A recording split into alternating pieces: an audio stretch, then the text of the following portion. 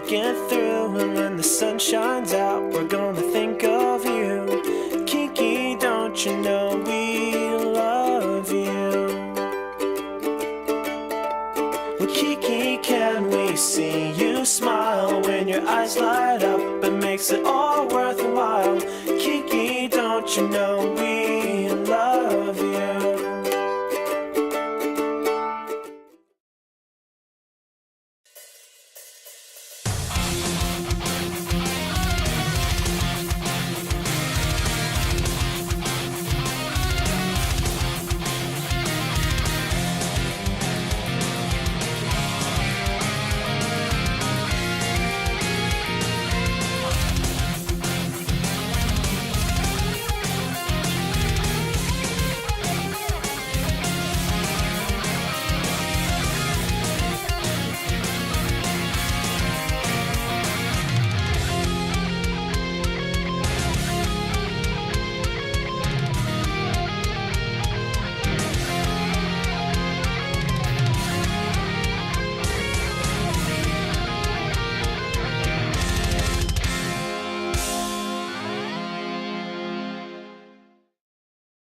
And welcome to Bluescreen Bronies, episode 31, brought to you on this Sunday.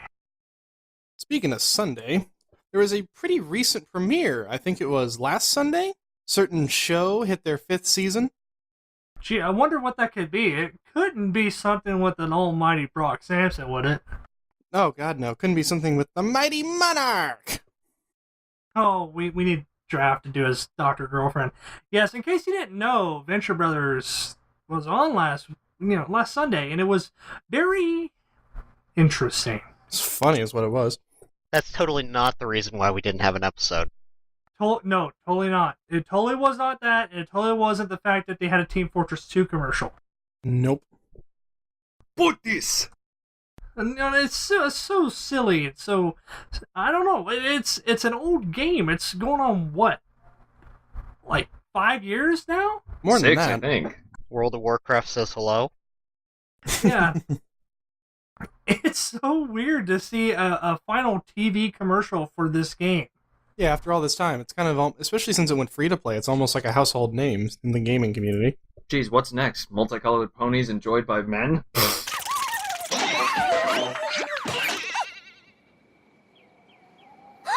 That was it! That's the doozy! That'll be the day. Never happen. Yeah, Team Fortress 2, good game. Venture Brothers, good series. So, I mean, it kind of pairs well, especially with the Brock Sampson hair. Yeah, it's not the first time that Adult Swim has joined up with Team Fortress. There was your custom robot chicken hat. There's been a bunch of references in some of the Adult Swim shows as to Team Fortress.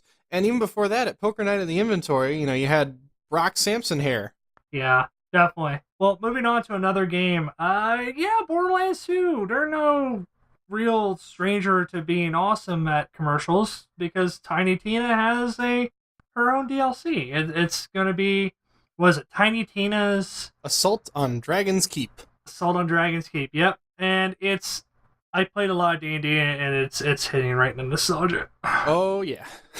Well, considering Tina's our GM since it's what is it, Bunkers and Badasses. Yeah, with magical rainbows and sorcerers and, the siren named Brick, who is the prettiest. So let's remember that. Wait a Who minute. punched Initiative in the face. Wouldn't that make her a BM? Ooh. Well, she did say Bunker Master. She did say Bunker Master. Yep. The game where BM is encouraged. Oh, God. That's also the game where a hoarding disorder is encouraged. Well, this game is, this DLC, I should say, is going to be a little different, a little weird, because it's outside of the norm a little bit. Oh, please. But Borderlands has always been outside the norm. I'm tired of hearing the standard, over-the-top, almost Russian accent Marcus. I want to hear Tiny Tina more, and this is like my drug. I don't know. Marcus had a few lines, but I mean, we're not strangling it. He tells the opening story, and then like in, what was it, Captain Scarlet's DLC, there was that little kid that did it first, and then, Marcus cuts in, "No, that is not how you tell a story. This is a story." then you start the game. And I mean, like, I don't see it strangling, per se. Well, speaking of weird and yet strangely awesome, Krieg the Psycho gets a backstory where he yells that he's the conductor on the poop train. I'm the conductor of the poop train! Are there brakes on it? The poop train has no brakes. Are there corn passengers? Oh, God, no, okay, no, we're done. Anyway, Krieg is a weird... He's a weird Vault Hunter in a way, because he kind of reminds me of the Brick from Borderlands 1, where his rage would be like a melee. What's kind of nice is that even in gameplay, you still hear his little voice, like if you're getting revived, Krieg will yell, "What are you doing to me?" And then you'll hear the little voice overshadowed in the background going, "Now say thank you." Schizophrenia. It's a good thing. Yeah, no, it's they're playing off like a little thing similar to how Deadpool reacts with his little text boxes that nobody else can see. Well, here's a game that I don't know if a lot of people remember this. It came out with, I think, the original Xbox, Fable. That was actually the game that caused me to get an Xbox. Because I went to a friend's house, played it. A week later, I had an Xbox. Yeah, really. Back before we didn't believe all of Peter Molyneux's crazy promises. Ha ha ha ha! Peter Molyneux, you crazy... I'm still wondering whatever happened to that Kinect kid. Is he still dead in the box, or what was that little kid's name? Milo. Yeah, I remember that tech demo. That was weird. That was very weird. Let the I kid like- out of the box! There's no air in the box! Well, evidently, the Lost Chapters is getting an HD remake, which is it's a little bit of good news. It's a little weird with the trend in game industry right now because everything's getting an HD remake. I mean, Yeah, really. going on to our next story here, Oh, Final Fantasy VIII's getting a new high-res remake. I mean, like, really? They're skipping around the stones of the games that everybody wants them to remake by saying, "Hey, we're remaking this. Look what we can do." hey And guys, they're let's not touching the reskin ones that we want. everything! I mean, it's like Final Fantasy VII. How many years have we been waiting for Final Fantasy VII HD remake? Since they did a PS3 tech demo. I'd argue since the PS2 came out. At least they're making a remake of DuckTales. Woo! Okay, we have a problem. We need to speak with somebody. I agree. I think we need to speak to Sipsy. That's who we need to speak to with this, Yeah. And, talking about problems, looks like Alternate Future's got a little bit of a problem here. Wolfenstein coming out. And, when Nazis win World War II, life doesn't look too good. And everybody has Volkswagens. Yeah, and apparently everybody's in uniform always, and German stereotypes are just rampant. But then again, American game. This photo of Grandma holding a Luger in a Nazi officer's uniform, just like it kind of tells me why I got hit so hard when I was a kid. I mean, what? Well, I mean, oh god. I mean, I'm seeing parts of, like, Killzone in here. I'm seeing parts like Metal Gear Rising with, like, the robot attack dogs. Is that a BFG 9000? I wouldn't put it past him, considering this is Bethesda. Which is weird because ID Software is the one that did Wolfenstein. Yeah, but I think they worked with Bethesda briefly. I mean, remember Rage? Yeah. In We don't Bethesda? talk about that. Hey, I enjoyed Rage. You shut your mouth. Never mind, I was thinking of Bulletstorm. Carry on. Personally, I like this idea we're getting back to killing Nazis. It's okay. But we've killed so many Nazis. You can never Wait, kill guys, enough guys, Nazis. I got it. They just want to put guns in the game where Fox News can't complain about it, or they're anti-American. True, and also we don't have enough alternate timeline. I mean, Turning Point had potential. It's just it kind of turned into a deuce. Speaking of deuces, Rift is getting a second chance by going free to play this month. Yeah, I played it for like a good hour, and then like the primary thought going through my head was, "Wow, did it better." And this is clearly not tabula rasa. Can we bring The that only back, memory please? I have of Rift is when it came out, we lost half our raid group to that darn game, and we couldn't run anything for 2 weeks. Oh, quit being butthurt. The game wasn't that bad. It was just a lot different. And the problem is, yeah, you've got 3 classes you can play at the same time. The problem is there's a lot of cookie cutter bullcrap going on. Everybody wants to min-max everything. Hooray, gingerbread men! I am just very grateful I didn't grow up when World of Warcraft. My teen years wasn't when this or World of Warcraft was around, because I would have been lost. Mine were. Well, speaking of Blizzard screw-ups, they just now introduced spawning back into StarCraft 2. If you don't know what spawning is, the old spawning used to be you could take StarCraft 1 or Warcraft 3 or Warcraft 2 to a friend's house and you can install a CD keyless copy to their computer.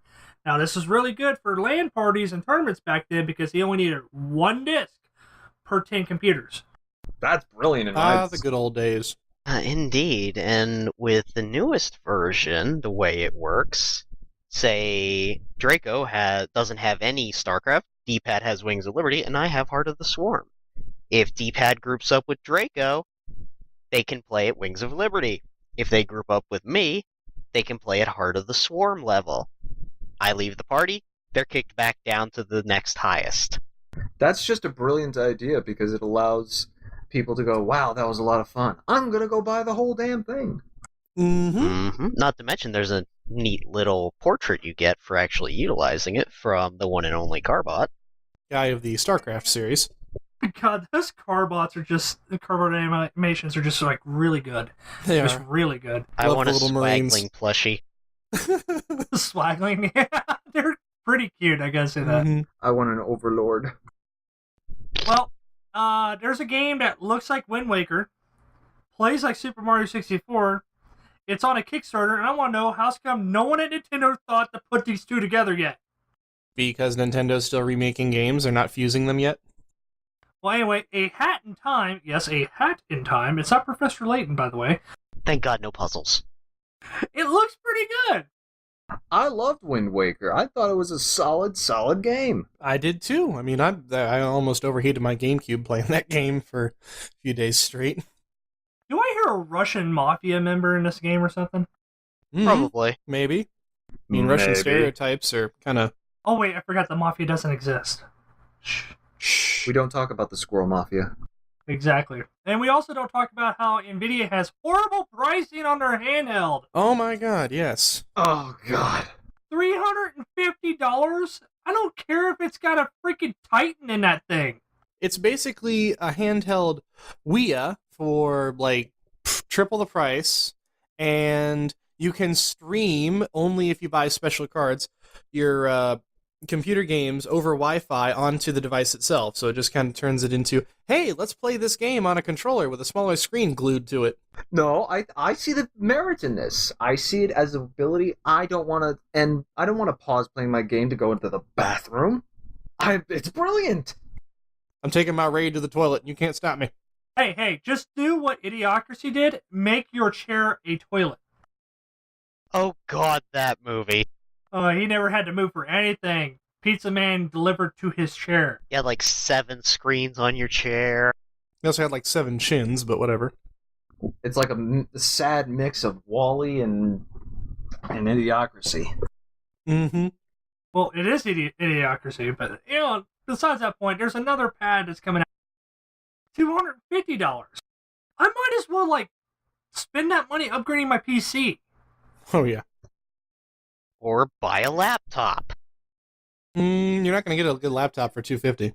Well, this is True. not even a gaming platform, per se. It's more of people trying to just make money off of gamers who are stupid enough to buy it. I mean, new hardware, first of all, is going to be bad.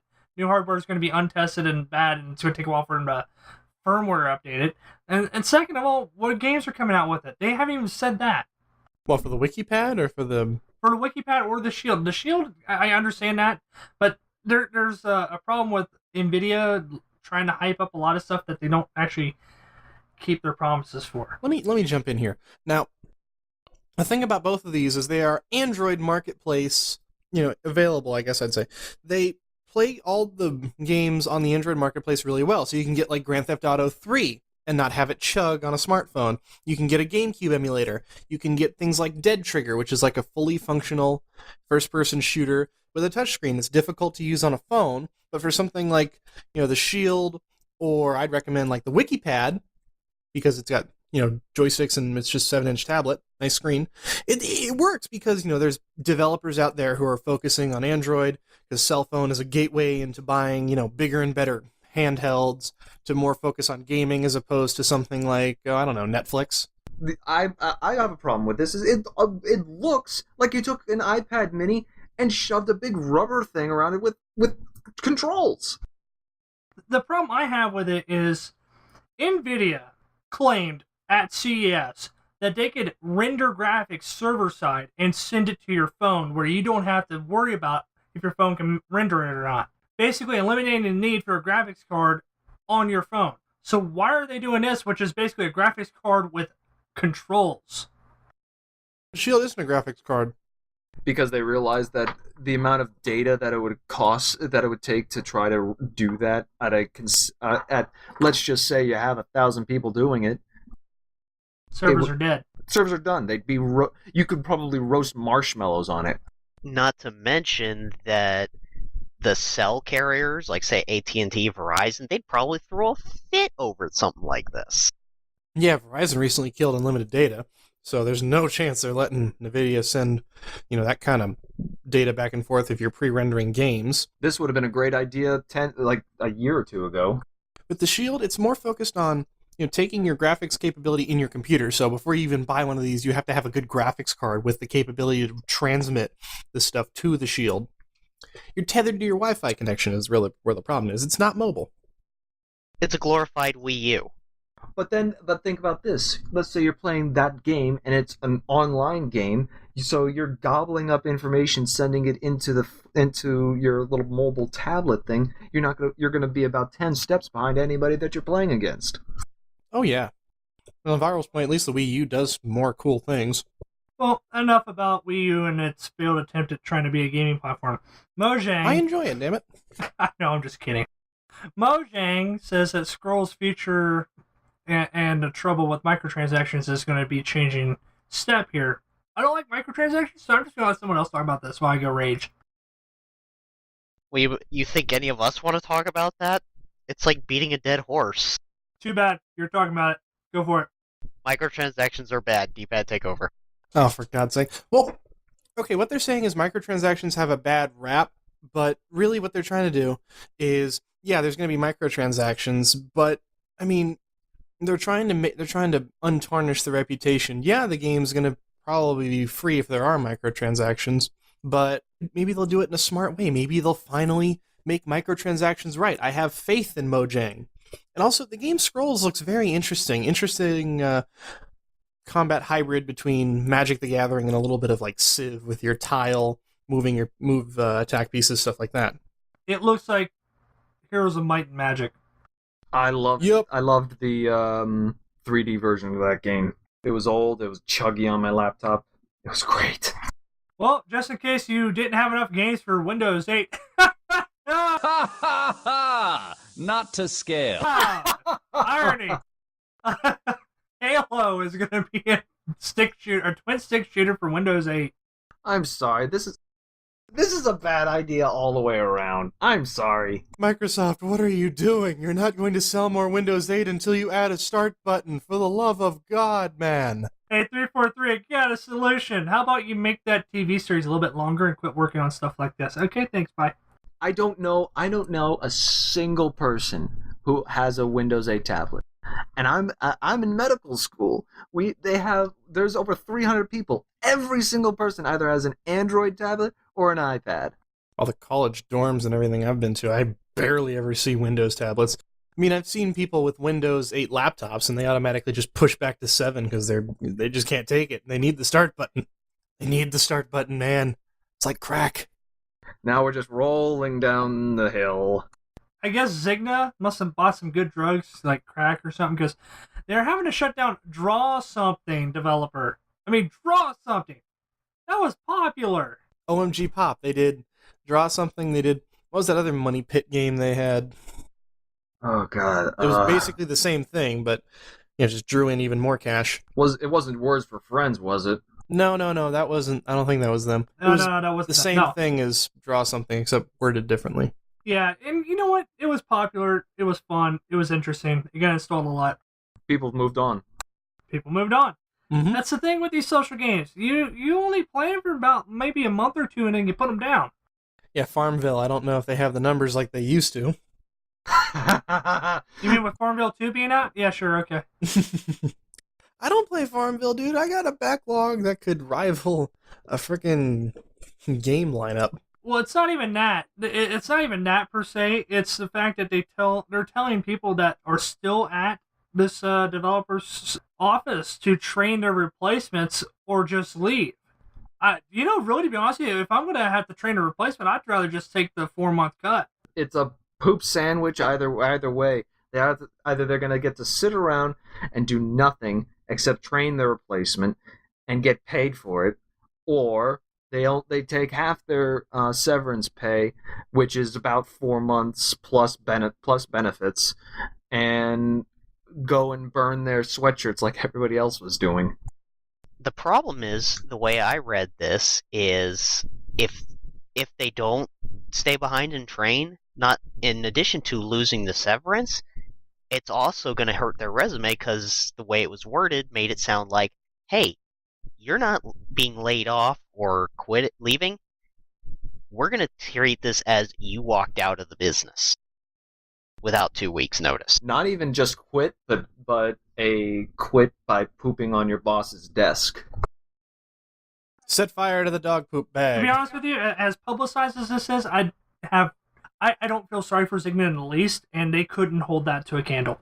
I haven't felt sorry for Zigna ever. I'm sorry. They buy out these companies hoping they'll cash in on what they built, and the people who they just bought out, they're running to the bank. Dude, I just laughed when their stock plummeted. That was great.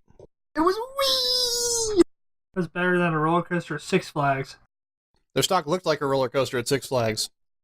But the thing is, you're throwing up at the end of both. But with Saber screaming. You mean crying? Tears. 6 of one, half a dozen of another. All right, moving on to our pony game of the week. We have a game called Nightfall. It's in alpha right now. It's kind of a weird build land tower defense thing with like Pinkamena and Pinkie Pie. It's weird. It looks like they tried to make a Minecraft platformer. Well, it's almost like Terraria in a way. When I first saw it, I was thinking, oh, okay, it's Terraria. Then I started seeing the blocks like with different looks to them. And I was like, okay, so what is this, a level builder? And then it started shooting. I was like, what in the world is this? It's different. It's kind of a blend of a few genres. If they can do this and do it well, they could take the pony out of it and probably sell it on Android Marketplace. Hey, now you got a game for those game tablets. Yeah, but I don't need control sticks to play this game. You're trying to play Minecraft Pocket Edition? It plays like a brick. Have you ever tried to play Minecraft on the PC?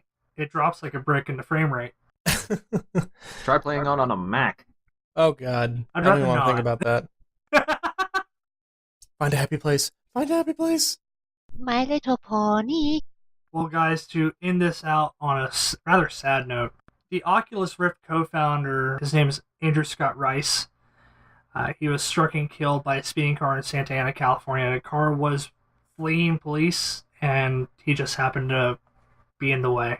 So let's all remember these people put their entire lives into he put his entire life into something that he believed in, and so do a lot of these game developers. Let's just remember that how much happiness they give us. The only thing we can do is wish him and his family peace at this time. I think you might be forgetting something that you said you wanted to remember, Draco.